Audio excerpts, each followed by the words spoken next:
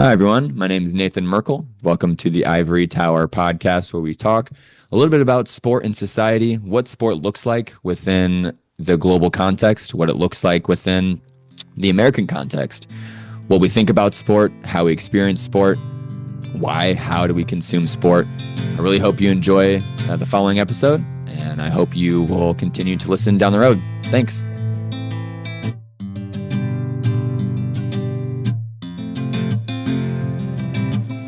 Okay, everyone. Thank you for joining me for another episode of Rebuilding the Ivory Tower podcast. This is perspectives of sport and society. I'm really excited about this episode. We're going to dive deep into media in sport and what that looks like, how media sort of influences us, or how we also influence media. I'm joined by Tyler Hill, who is a professional in the media industry right now in Champaign. Yeah, so my name's Tyler. Again, I'm from Sarasota, Florida, originally about an hour south of Tampa, if you guys know where that is, and moved up here in August to take a job. I'm a multimedia journalist at WCIA, which is a CBS affiliate news station in the Champaign area. So we cover just a bunch of Central Illinois. I think I got to throw in here that all my opinions are not of the station, just for just for coverage. Not that I'm going to say anything wild, but they always are pretty stickler about that. But came up here and got into media like growing up, just loved watching College Game Day and ESPN shows in the morning before school and listening to sports radio on the way to school, like all this different stuff. And so now getting into the media, you get to see some of that behind the scenes, and it's really interesting how it influences your perspective. Yeah, I totally agree. I think it has subtly or subconsciously influenced everyone. I'm not sure if I would have known growing up how much it did influence me until I got older, and you sort of look back and you think, wow, how does the media shape the way that I see sport or see specific athletes or consume a specific sport, and the specific highlights that are show you exactly what they want you to see. And it's sort of interesting. So I'm curious if you can sort of paint us a picture of what your relationship with media is, and where you started, why you decided to really get into it, and sort of paint us a background of that picture for us. Yeah, so gotten to Liberty University, which is a school in Lynchburg, Virginia. And my senior year of high school, as I was just thinking about what I wanted to do in terms of major, I had gone back and forth in terms of engineering and, a couple of different things. But I think when I just found out that engineering, you're just going to sit at a desk for 9 to 5, I was like, okay, that's not exactly what I want to do. And I love sports. I really wanted to be in sports for my career, but I was not a Division I football player. And so to stay in, it was like, okay, I can be in media and be in sports media and stay connected to the game, talk about it, analyze it, break it down in that way. So from there, it was, hey, I'm listening to a ton of sports podcasts and really just podcasts in general. As I'm driving right now for my job, I might drive an hour to get out to a town and do a story. And it's like, well, what am I going to listen to in the car? It's probably going to be a podcast. And so with that, also a ton of live sports as well. I'm a big college football fan, NFL, catch a little bit of NBA and hockey as well. But, live sports, I think, is the driver. And we'll talk about it. It drives money, but people just want to watch sports. And it's a great way to hang out with people and to actually get into the passion that I really enjoy. Yeah, I agree. I think consuming sport is such a community thriving or fueled environment where personally, I would argue that it's hard for me to sort of become psychologically motivated or loyal to watching a sport by myself. If I'm at home watching it, I feel like I always get distracted, or I watch my phone or something. But if I'm with friends or some sort of community, like you're saying, that sort of media consumption in the sense of a community is very powerful. And I'm curious. I wanted to go back to your experience at Liberty, and like, did you graduate with a journalism degree, or was it management or communication or media? I'm curious what that was. Right. So my undergrad I majored in sport management, PR and communications, and I minored in digital media. And so when you kind of smash those two together, that's where I call it sports broadcasting is the degree that I came out with, because I got the broadcasting side, got the sports side, and that's really ideally what I want to go into. Right now, I'm in general news. This is my first job out of college, way to get a foot in the door, but want to move over into that sports side eventually. Yeah, that's cool. Do you sort of think about, now that you're in media, do you sort of consume sport differently? Do you think you Oh, like when for you sure. yeah, you see a For game or sure. a highlight, you're like, wow.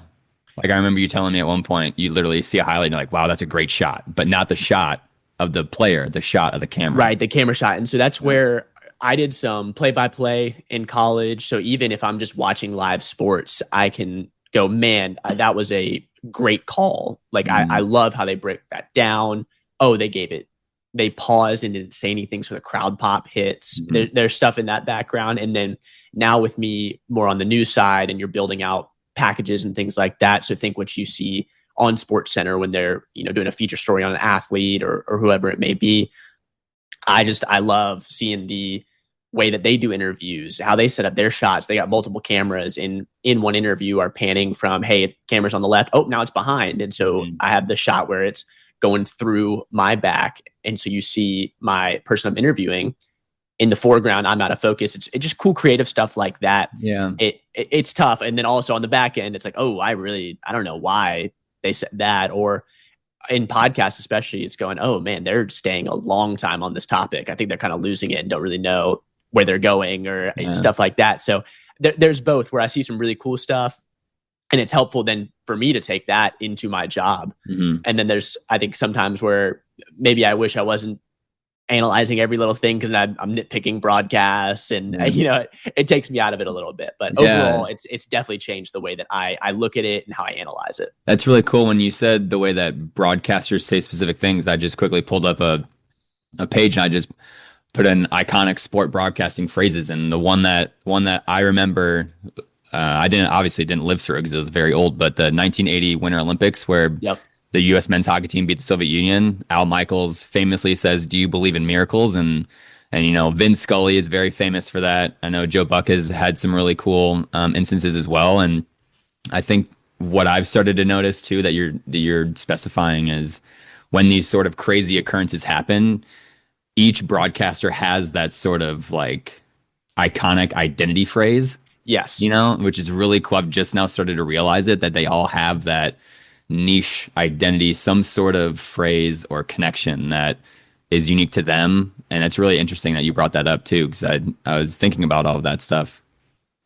Yeah, and it's a style, it's a Yeah. voice. It's stuff where you could honestly, I can have my eyes closed on my couch, and if someone pulls up a March Madness game with Jim Nance, it's like, oh, I instantly know that's Mm. Jim Nance. Or the call, his famous one that I can remember is Virginia versus Furman, when Virginia throws the ball away and Furman hits a three, wins the game, and he has the big call, lets the crowd pop happen. Like I can close my eyes and see that just because of how iconic, like you said, his phrases is, his style, just his Mm. voice, the cadence he uses. It's all great. And as a broadcaster, you really have to find that style so that people can associate that with you. That's your brand. When Yeah. you're talking about podcast, TV is your look, but it's also your voice that people are listening to you. Yeah, it's really interesting when you say that. There's one specific, my personal opinion, one specific voice that stands out to me. It's Matt Vasgersian with the MLB, and he did MLB The Show, podcasting and episodes of that. Like so,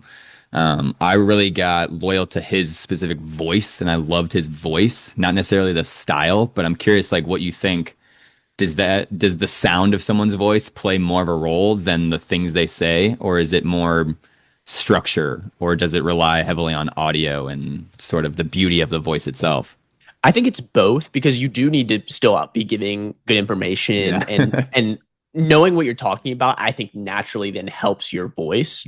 But I was talking to a guy who does color commentary for the Pacers games, Hmm. and he had to go to a voice coach because of some different things that the people are like, hey, we want to hire you. You just got to kind of, I guess, scrape out these rough edges Hmm. and make it more uniform and something that people can listen to. And so with that, I think it's both, and they play off each other because when you're confident in your voice, you got more of that prep time, and the prep time makes you confident in what you're saying. No one wants to hear a broadcast that's about you go, I think that was him who shot it, right? Yeah. You want a guy who's on it, and so Yeah. having that level of confidence in what you're saying and confidence in how you're saying it is huge. Yeah, it's really interesting. I'm curious. We're snowballing here, but I'm curious what you think of your relationship or your viewpoint or perspective pro athletes becoming commentators. Like, you got Tony Romo, Tom Brady. Currently, I know Tony Romo's sort of a hot take. Some people may not like his style, but I personally like it because it's kind of quirky. But I'm curious, like, someone that's going through an education to work in broadcasting, like, do you feel like there's a favored identity? Athletes get that sort of option first. I'm Oh, curious what you for think of that. sure. I mean, I think I actually, funnily enough, I did research on this. I had to do a 25-page thesis for Mhm. the Honors College at Liberty in my undergrad. Mhm. And the thing that I looked at is how can you build credibility as a broadcaster without playing the sport that you're talking about at a high level? Because Mhm. you can just look on Twitter, and anytime somebody who wasn't a Division I NFL NBA player says something about the game, it's, Mhm. oh, who are you? Like, you Yeah. never played, you're a bench warmer, you're a Yeah. manager, like whatever. Even when I've been posting stuff randomly, if it's I got one the other day. I think Tennessee is not going to be as good as their expectations are this college football season. And somebody goes, team manager opinion. And so it's like, you are always fighting not having that piece of your credibility, Mhm. but there's ways you can get around that. So athletes don't, though, because they come in and they go, hey, I played 10 years in the NFL. And it's just boom. People are like, oh, well, I'm gonna listen to you about football, even if maybe they're not as locked into some of the games, the Mhm. evolution of the sport and where it's going. Yeah. If they're maybe just kind of hot take artists, right there, but you can get your foot in the door way easier as a guy who is recognizable. People watched you play Yeah. and know who you are already, instead of, who knows who I am right now. If I Yeah. if I got on ESPN, they would put up my credentials and people would be like, what the heck? Yeah. And so I have that extra step in trying to build that, I guess, credibility with the audience. Yeah. It's interesting. I'm curious. I was thinking in my head, the rhetoric in my mind, the rhetoric that famous athletes use is very sort of this related to what this podcast is about, is sort of that ivory tower in a sense, where athletes will come on and will like super digest, very high level digest plays. And they're like, the scheme of this XY play, whatever. And like with the average viewer, like if I tuned into the game and they were telling me all these schemes and very in-depth analysis of the play, I'm like, I'm lost. I don't know what's happening. And I think that's where I would more lean towards individuals that majored in how to just holistically talk about sport rather than the strategy, which I do love, but I think some athletes approach it as a coach and they're trying to analyze the play and talk about all these different schemes. And I feel like they're sort of losing the sight and aspect of what sport or what that broadcast is supposed to be about. Yeah, and I think that's where there's some that are very good at doing it. Greg Olson Yeah, is amazing at I agree. taking these very complicated schemes in the NFL. Mhm. I picked up a book. It's the Minnesota Vikings playbook, and I'm reading through it right now. It is crazy, the intricacy and detail that goes into just offensive plays, much less the game plan and then how you Mhm. execute it. It's so in depth.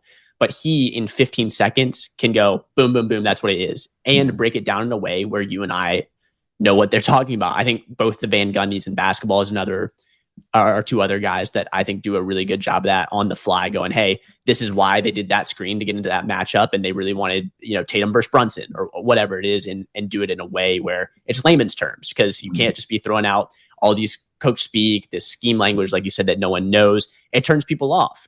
It's Mhm. a lot easier for people just to be like, oh, he sucks, or oh, he's good, because you Yeah. don't really need any scheme knowledge for that. Yeah, I agree. It's really interesting. And I'm curious what your thought of is when we think of where sport media or sport broadcasting came from and where it's at now.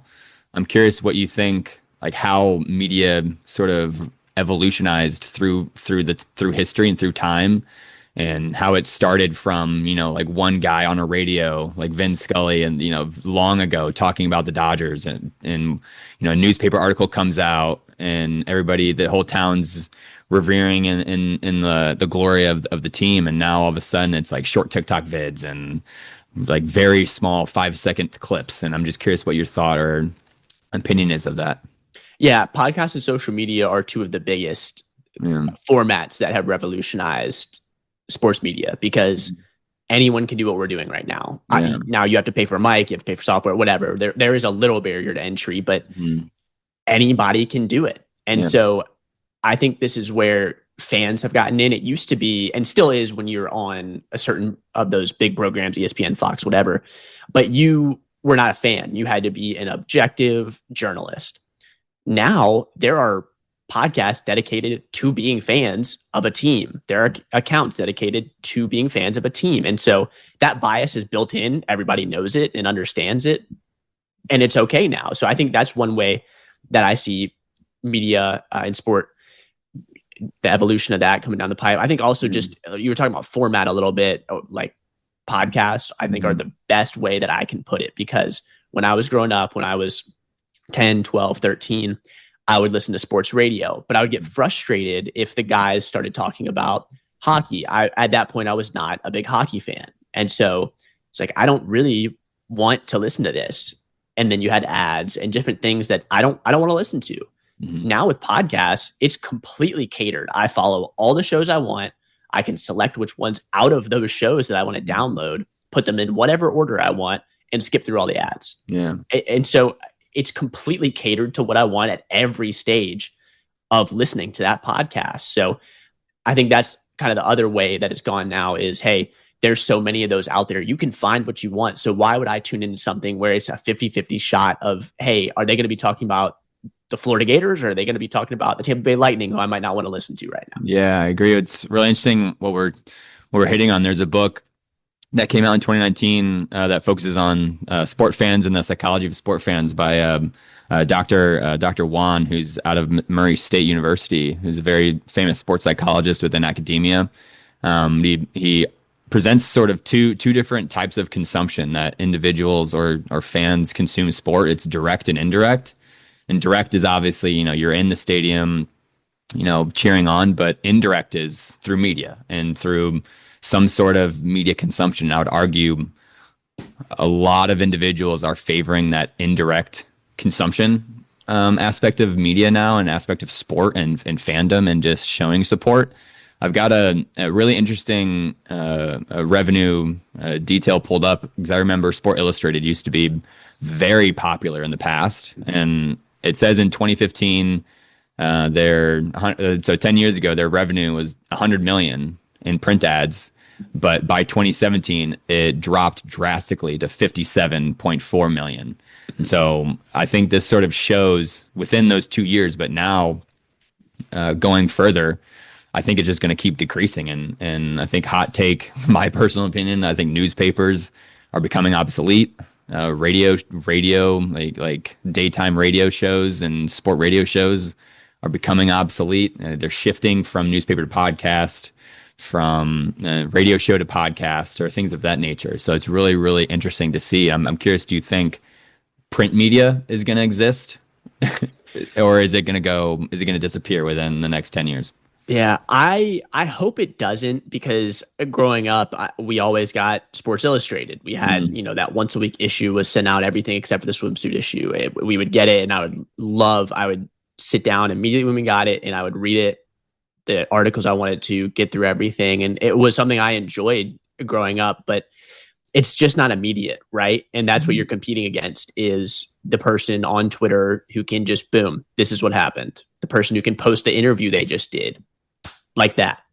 Yeah. And so that's honestly right now for us in WCIA, that's what we're doing, is we have to be really good at the digital stuff, because we have the long form content, and that is super valuable in news, right? Is where I go out, I check all the sourcing, I make sure everything is buttoned up, and then I have this package that you can watch in the 6 o'clock news. That's important. But what's also important is getting that information out as quick as possible so that people see it with us first. And I think that's just the game you're playing. And with a Sports Illustrated magazine, they're not first. Yeah. And so they have to lean more into digital. But the reason I hope it doesn't die is because those long form pieces are unique in a lot of ways, right? Where the reporter spends 2-3 days with X athlete, like pick whoever, LeBron James is just the first one that comes to mind. Say he's doing a story on, hey, how was your first season with Bronny? And he goes in depth, 2-3 days, spends time with them, multiple interviews, sees their interactions in practice, a game.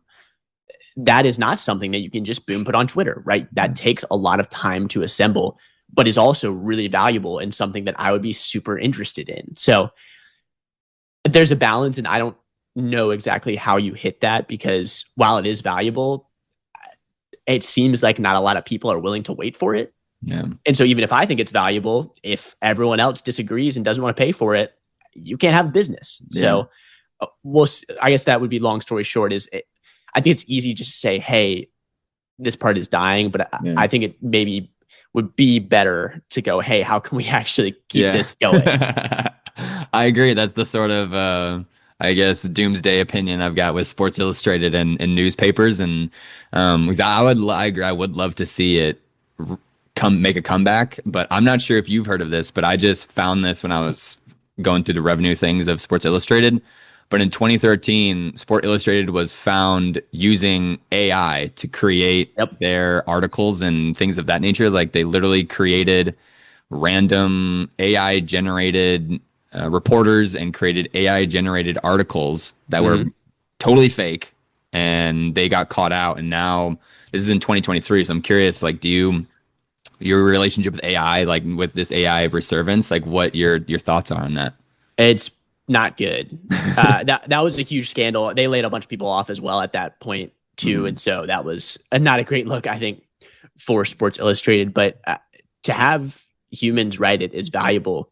You have that human experience. You're communicating with an actual person for the interview, for the breakdown of the sport, and that's something that I just don't think you can encapsulate in AI. And you can easily say, hey, it's going to aggregate it better, it's going to get out quicker. I just think you're going to miss the human element in ways where, if you're breaking down an Excel spreadsheet for investment banking, AI, that's fine. It's all just numbers. You're just boom, boom, boom, inputting them. But for something like sport media, where there is so much fan connection and there's so much connection between people, we talked about literally in the first question, right? A big driver of sport is the stereotypical, hey, I'm going over to my buddy's house to watch a game, or we're going and meeting at a bar to watch a game. That makes it unique to me, where you still need that human element. Yeah.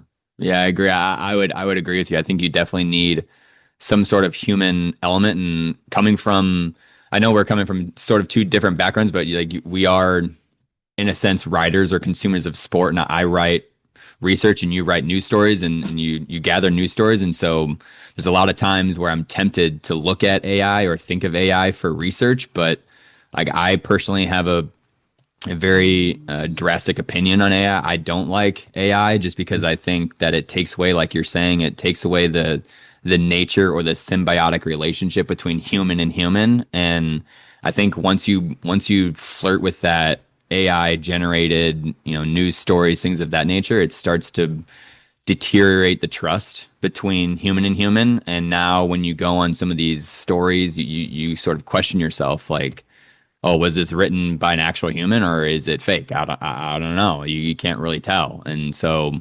I try to avoid AI like the plague, even though it makes Yeah. my job harder when writing academic research. But I try to avoid it at all costs, just because, like you said, I highly value the relationship of human to human. And I think even though the importance of AI and the emergence of AI within media and broadcasting and things of that nature, I think that the symbolic relationship between human and human needs to be embraced and needs to be sort of captured in order to save that beautiful connection between human to human. And it's really interesting where technology is going and how it's affecting the way that we think of writing stories, or the way that we think of seeing media and things of that nature. Yeah, because there's some helpful things that AI does for sure. Like I use a Riverside podcast service Yeah. where you record whatever, and then at the end it has a feature where you can get AI generated clips. And so you can say, hey, I want the clip to be between a minute and a minute and a half. I want it to focus on this speaker, and I want it to be in this format where I'm full screen and Nathan's in the bottom. Mhm. Okay, boom. And then cranks them out. That saves me a ton of time. Right. But then I personally go back and make sure it catches everything. Yeah. The thoughts are coherent. It's not cutting me off at some weird spot, right? And Yeah. so I think that's an example of, hey, in media, that is a useful AI tool, Yeah. but don't make the entire podcast with Right. AI. Yeah. Yeah. I agree. I think there's a slippery slope with how this sort of evolution of media, went from, one guy with a cigarette in his hand and a beer with a beer writing a news story or something like in the locker room with the team or something like that or on the radio to now it's sort of you're questioning if it's even a human writing the story with the Sport Illustrated scandal and like it's just sort of crazy how media has evolutionized over time, and it's sort of scary that we'll get through or touch on later in the podcast of what we think it's going to be like down the road. But when you think back, is there any sort of like milestone that you think happened that shifted media from maybe print to where we're at, or from print to radio, or radio to now? Or I'm curious if you think there's anything specific there. I think the first event that came to my mind was the pandemic. Mm-hmm. And that blew up TikTok a ton. And a whole genre of stuff that's come out now is just TikTok edits. So Tyrese Halliburton hits a game winner, and then boom, 15 minutes later, there's a full Tyrese Halliburton edit with music and transitions and whatever. Mm-hmm. And when we talk about the evolution of media, that is one way that allows people to be connected to the game or be connected to the NBA without watching the actual game. Yeah. So just for me as an example right now, I have only watched one NBA playoff game just because of my work schedule. And I haven't really been able to catch any of them, but I've been able to listen to podcasts on them. I've been able to I watch highlight tapes from the game and then get analysis on Twitter. And so with all of that, I can feel like, hey, I know what's going on in the NBA playoffs, even though I have not watched the NBA playoffs, because boom, 1-2 minute clips go viral and I see them, and that keeps me connected, which is a way that we just didn't have. Mm-hmm. And I think before the pandemic, we had it a little bit, like obviously Twitter was a thing. There were highlight tapes before that, but with the pandemic and how much that blew up all of that social media, it was a rocket ship for that type of consuming sport. Yeah, I agree. I think it was. I think it. Unfortunately, what we went through was terrible. Yes, but there's a lot of things that came from it, and I think one of the things that you're hitting on is absolutely correct. That it sort of transformed the way I think humans in general consume media, and I think media drastically shifted, and the way that it shifted now from, which we'll get through. We'll touch on a bit more in a bit, but how cable television is now switching to streaming, and it's not the same as it used to be. People are ditching cable services, and it's sort of really interesting to see. And that sort of puts us at a really nice halftime spot right here. So we'll go ahead and take a short little break, and then come back with some more interesting topics. So we'll be right back.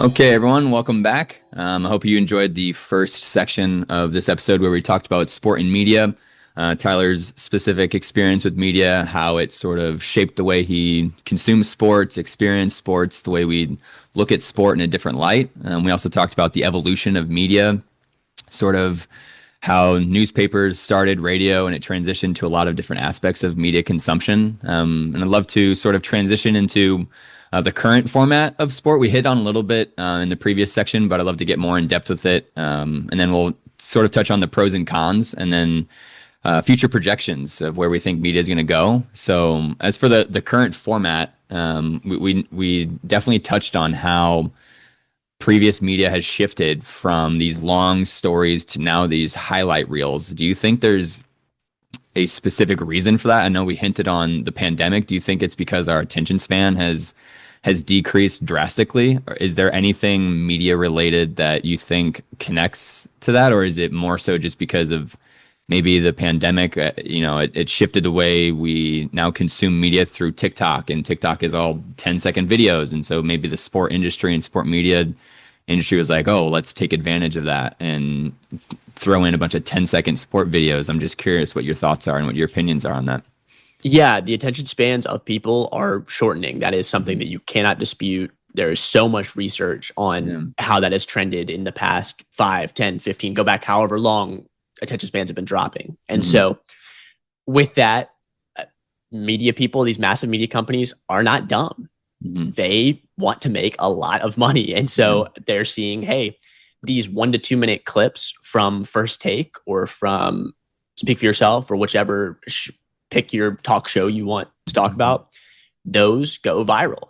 Hmm. Those bring in eyeballs. And same thing with the highlight tapes from TikTok. Anything that is in that 1 to 2 minute clip range is golden. Yeah. And it is a lot easier to consume those type of videos back to back to back to back than it is to sit down and watch a 2.5 hour basketball game. Yeah. So while I sit down, my Saturdays are quad box. I'm watching 4 games at once, college football, or 2 games on Sundays, NFL. Hmm.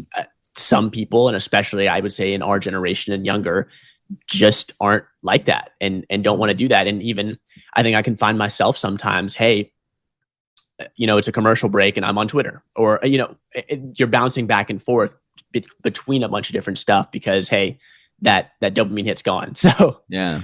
that is where I'm seeing it trend. That's clearly what networks are seeing as well, because that's what they're producing, and it's Mhm. putting up numbers and they're signing these massive contracts. And so it Yeah. clearly is working. Is clearly what people are wanting. Yeah, it's great when you speak of those massive contracts. I've got a article pulled up by the Sport Business Journal right now that lists from 2024 the U.S. media rights and the payments that U.S. media and sports in North America, the total number of revenue or media rights deals almost hit $30 billion. It is 29.54 billion in 2024 across broadcasting, cable, and streaming services. And what's really interesting is ESPN signed a media rights deal with the NCAA for 8 years for $920 million.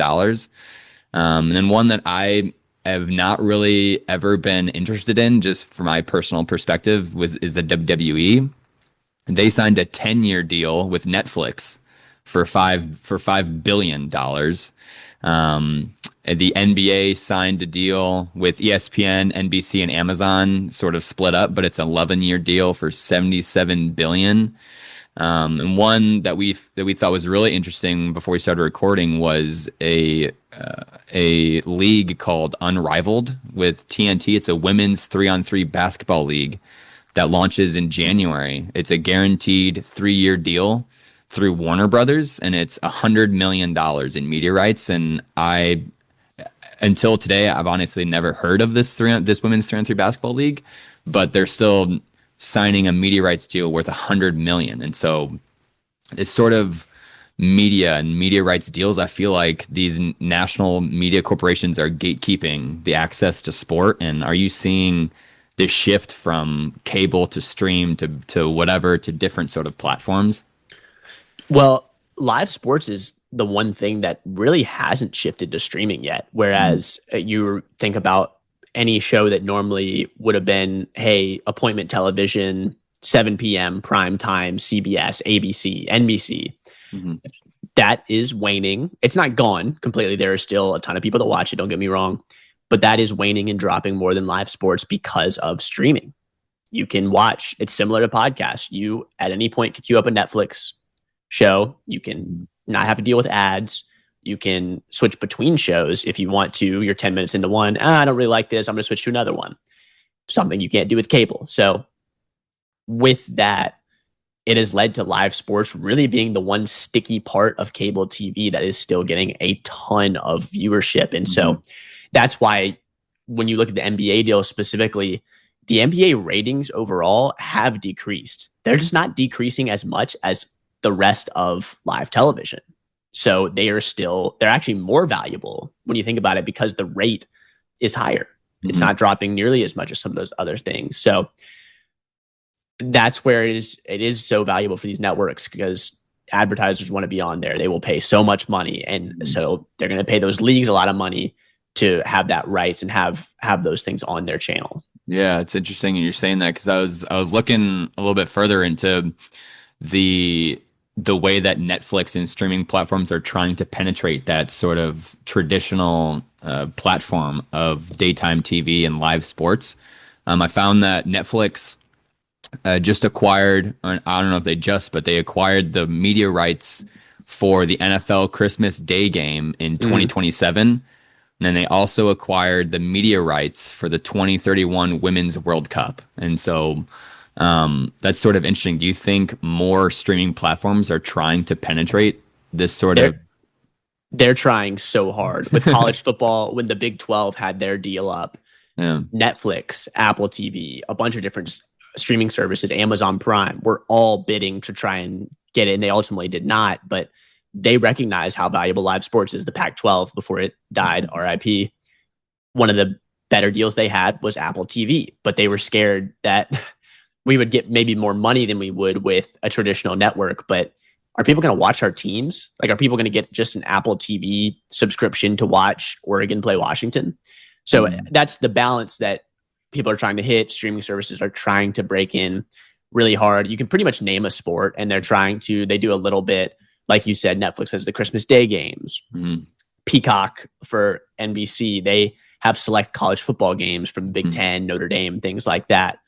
They just haven't fully gotten there. And I'm skeptical if they ever will, because again, you are just killing viewership for the teams you put on there. Even if it is a Notre Dame, a USC, these massive, massive brands in college sports, it's still, people just don't want to get Peacock just to watch that. Or people are like, oh, I have to turn from cable to now load up Peacock to watch this individual game. Well, that sucks. Like, I think that's going to keep streaming services on the fringes.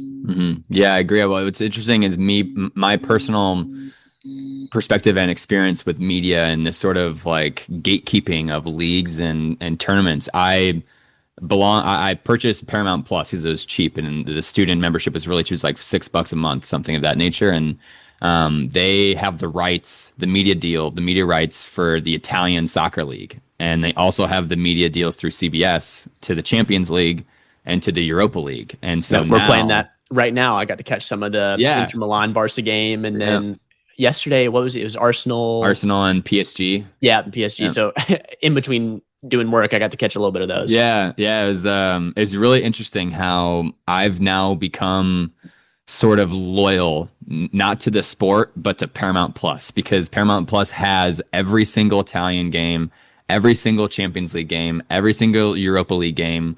And I'm like, is that what's going to happen? Is that going to be like the current format where streaming services just buy out a league in a sense? And now Peacock owns NCAA. All football games are on Peacock. And now all Italian games are on Paramount Plus. All German games are on Hulu. Or I know that the MLS signed with Apple. They have like a privatized deal with Apple. So all of Apple and MLS games are on Apple TV. And so now as a consumer, you're sort of juggling how to consume these sports. And you're like, well, do I have to pay for 5 different streaming services? And it's that sort of juxtaposition of like, do I spend money on cable or do I buy 5 different streaming services? And it's that sort of wild, I guess, media market that we're in right now. I think that works with soccer because in America, there's just not as much a demand for it. And so these streaming services don't have to pay $7.7 billion. They pay $500 million, which is, don't get me wrong, still a lot of money. And I don't know if that's exactly what they're paying for it, but they can do that with the soccer leagues because there's just not that many bidders. Whereas when you're going up against an ESPN, a Fox, an NBC, ABC, all these different organizations and media companies, and they can just pay whatever because they need live sports. They want live sports. It's just going to be tough for streaming to do that with NFL, college football, NBA, I guess the big 3 of sports media in America, because those are what people want to see. And so those companies are just not going to let that go. Yeah, it's interesting. I wanted to ask you about the current format of ESPN. I would argue if I throw on ESPN right now, it's probably something about a football team, something about an NBA team, and it's probably you know, they're talking about the George Pickens trade, the Cowboys. Yeah. They're talking about LeBron and Luka getting bounced, the Lakers. Yeah, exactly. But I guess I've come to this conclusion, and it's kind of sad because I think it's not what you and me want.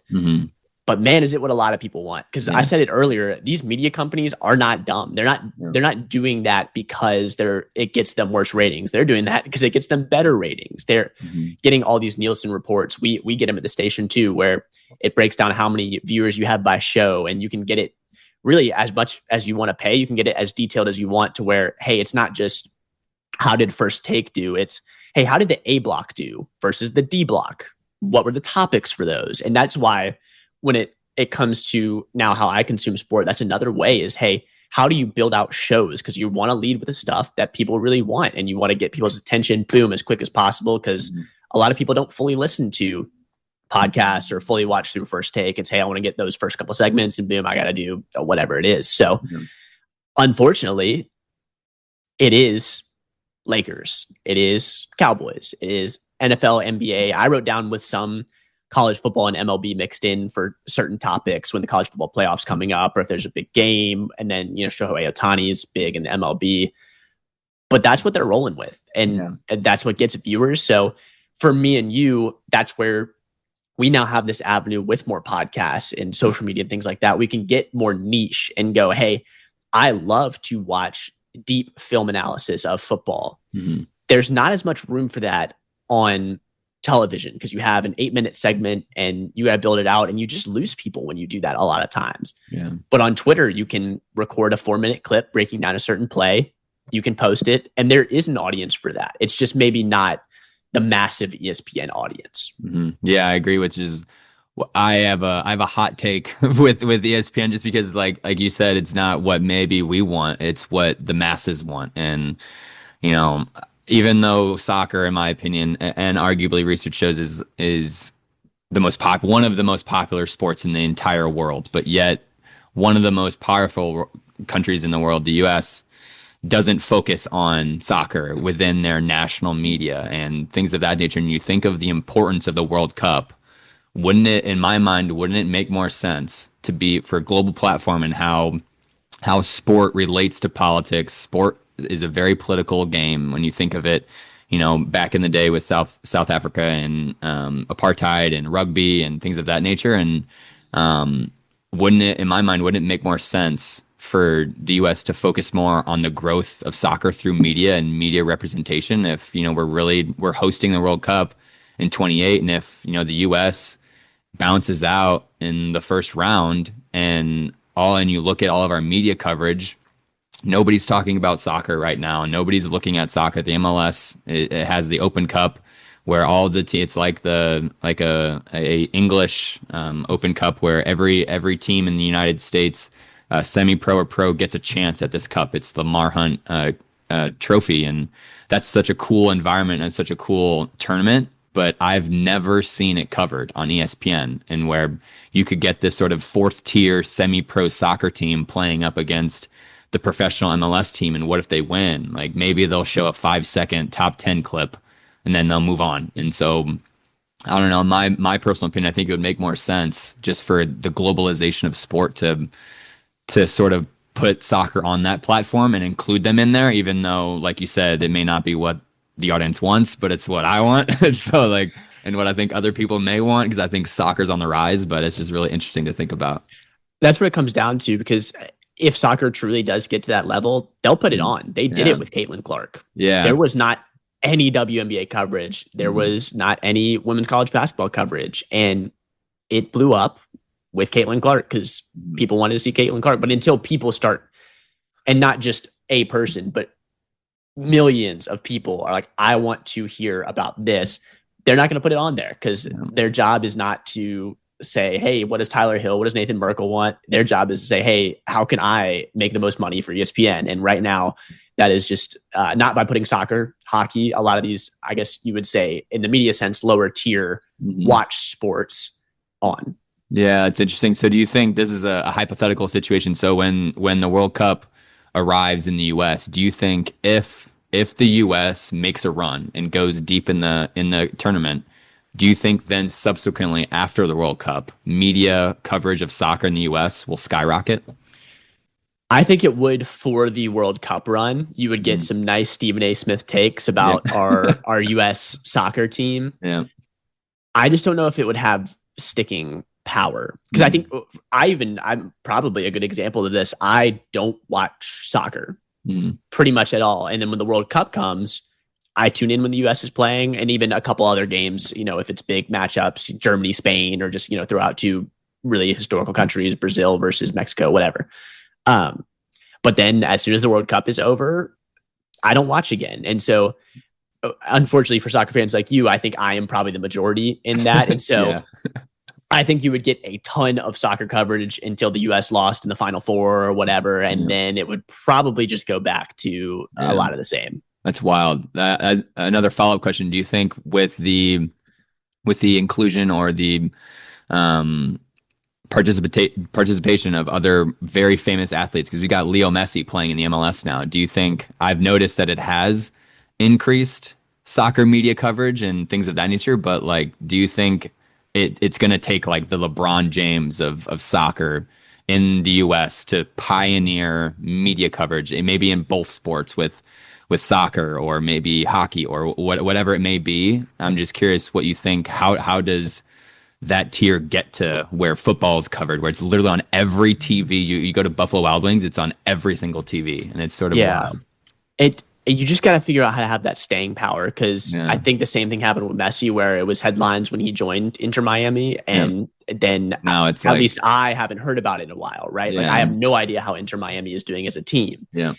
You can even go back to me and my wife. We were watching the Beckham documentary that's on Netflix, and it was a massive deal when he came to the LA Galaxy. I can remember as a kid saying, "Who is David Beckham?" Because I saw him on SportsCenter when he joined the LA Galaxy.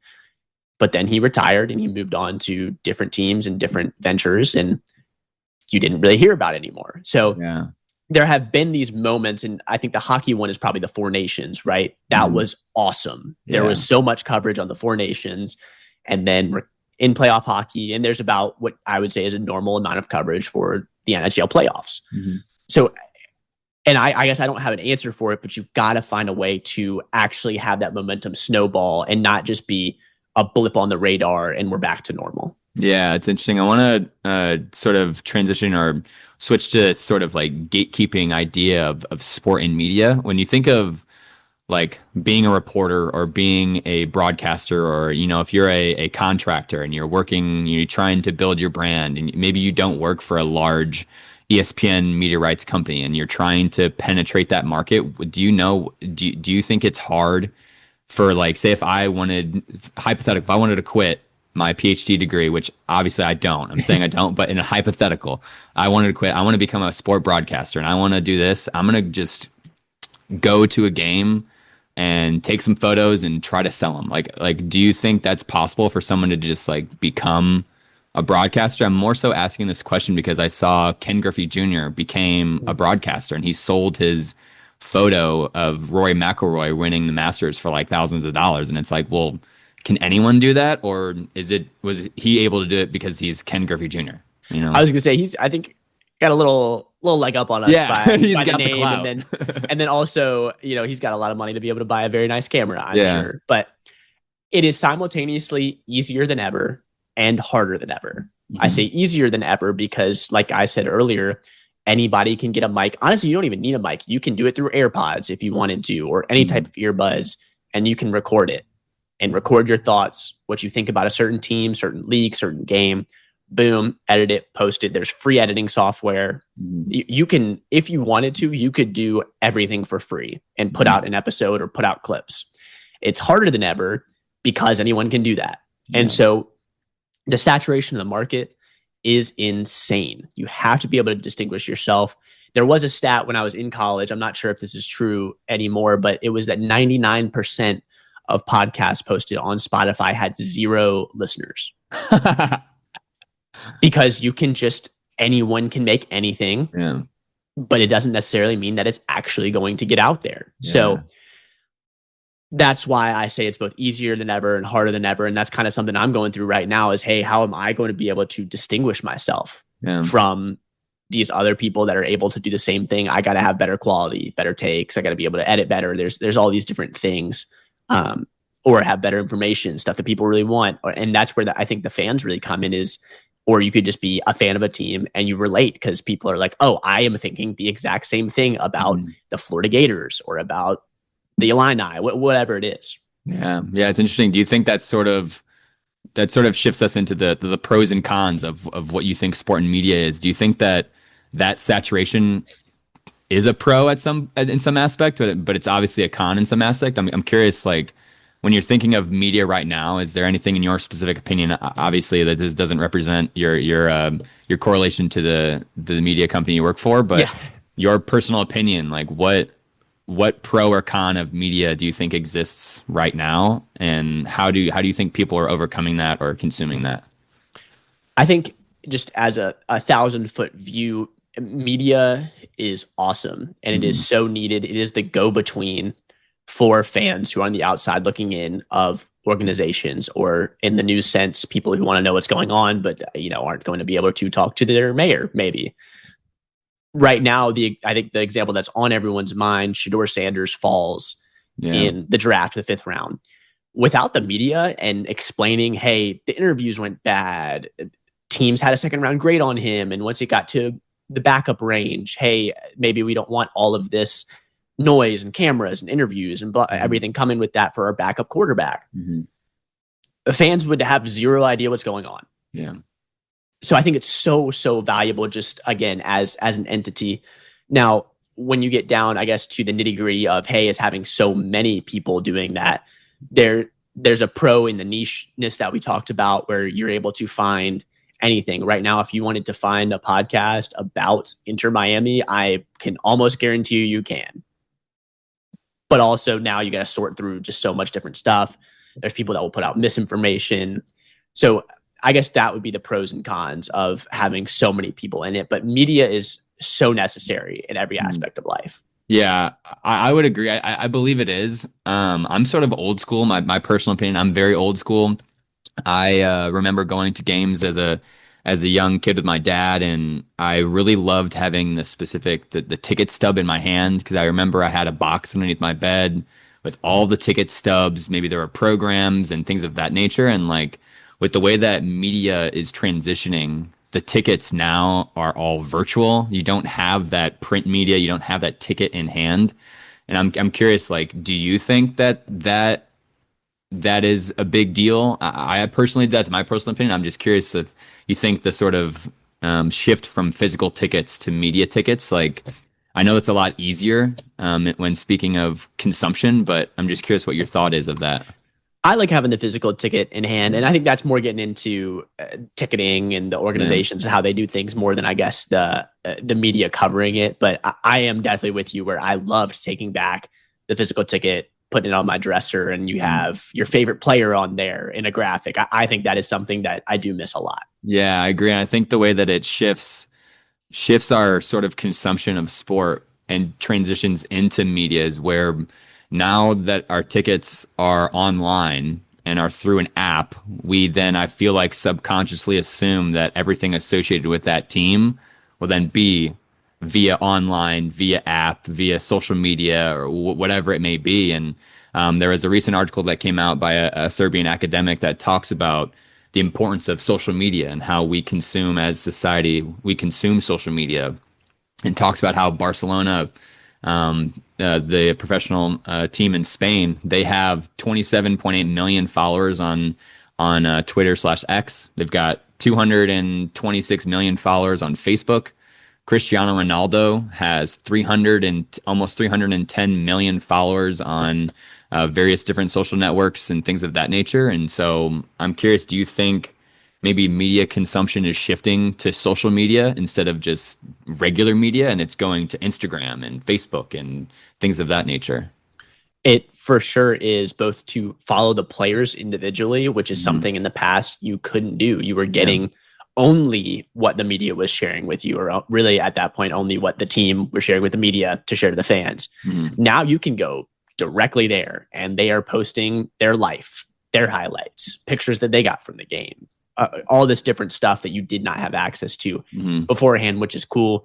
But it also leads to what we talked about earlier, where instead of actually watching the team and watching the games, you can kind of do a quick recap on YouTube, Yeah. or watch the highlights of that specific player on Twitter. And that might breed fans that I think aren't as loyal to the team, maybe as much as the player. Yeah, I'll call myself out on this one. So with my busy schedule with school and research, and I do the exact thing that you're talking about. I've switched from getting up on Saturday mornings and getting a cup of coffee and watching full games because I just love the game of soccer. But now I'll get up, go on YouTube, and then watch highlights of the games just because I can go through 5 games in an hour rather than watching one game in an hour. And so like that's sort of thing we hinted on in the past of the attention span, the things of that nature, and how we're sort of decreasing the way we consume sport in the aspect of time. And like it's really interesting to think about of how individuals are favoring that highlight reel aspect of sport. And I'm curious, like the way that we consume that. Do you think that's going to impact the way that people show up in stadium, or do you think the way that media is sort of portraying sport is highlight reel, highlight reel, highlight reel? Do you think that would influence people to maybe not show up to games? Or I'm just curious what you think about that. I think more than the social media, I would say just TV is what is the barrier for that. Yeah. Personally, I just always will love going to games. The Yeah. atmosphere is unmatched. And for some of the bigger programs in college football, NFL teams, stuff like that, they're packing out stadiums. They're not worried about it. But No. honestly, we were watching a White Sox game in the newsroom the other day just because it was on one of our TVs, and there was 17 fans there. Oh my gosh. Yeah. I'm exaggerating, but Yeah. there just was not that many people there because Yeah. you can watch a game on a Tuesday afternoon in the newsroom, your house, wherever. So I see that, and honestly, TV, and it's been this way for a while. That is more of a barrier to getting people to the games than social media. Yeah. Do you think I've seen this is where individuals or people or fans will actually combine the two, where they'll go to the game in person. And then have you seen like at baseball games, they'll actually have the headset on and Yes. they'll listen to the radio or listen to the play-by-play of the commentator instead Yep. of being in the arena itself. And I'm curious, like that's like a pseudo sport consumption where you're indirectly, like we talked about, indirectly is where you go through media, and directly where you see and experience the sport firsthand. That's that sort of combo. I've only really seen it in baseball.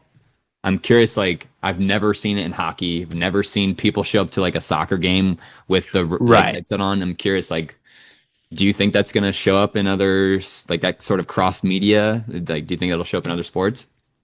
I don't know. And that's where I know virtual reality is a big thing Yeah. where they're talking about putting cameras out there where you can put on your Oculus and watch the game as if you're sitting in that seat. So, I don't think that's the exact same thing, but maybe adjacent Hmm. in the way it's going. Cause I was about to say the same thing is I've only seen it in baseball, and I dislike that personally because the whole point of going is to hear the atmosphere and sounds of the stadium, the crack of the bat, whatever sound of the sport you're watching. Hmm. You want to be there for that, or at least I do. And so that's not something that I would do. And I wonder if there is a way to tie in VR or a way to tie in AI or just however you could do it to where you get that multimedia experience. Yeah, yeah, I fully agree, and I really want to hit on the VR aspect in this sort of final section that we'll get into is the future projections of where we think media is going, and I think in the future I've noticed a little bit that I think it was the NBA that actually did this, where they sold tickets through VR and through Oculus, and you could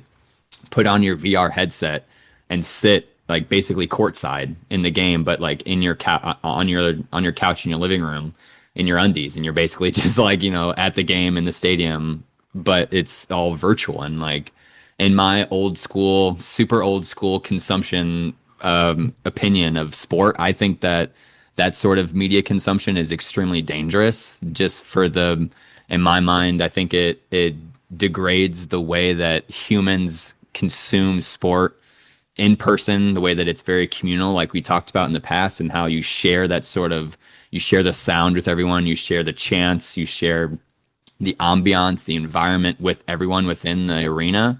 And I'm curious what you think about the inclusion of VR and all these sort of things that's happening, and where you think media is going to go in the future. Yeah, I think it's a great point you made with taking away some of the communal aspects. If you go back even to the 80s when there was the Supreme Court case where the University of Georgia and the University of Oklahoma were trying to take back their TV rights from the NCAA. Mm-hmm. The big argument for why that shouldn't be a thing and they should limit how many games are on TV is so that fans would keep going to the games. Yeah. And that has become a problem, again, like I said, for some of those smaller programs in the NCAA or smaller markets in professional leagues. So they were kind of right, even though I think they ended up making more money through the TV rights. But sports has always been about coming together with other like-minded people that like your team. And to take that away, like you said, through VR, through whatever, I think is dangerous, because right now in society in general, there is just less connection between people. There are, it's easier to just sit on your phone and not talk to people. And so a lot of people do that. Yeah.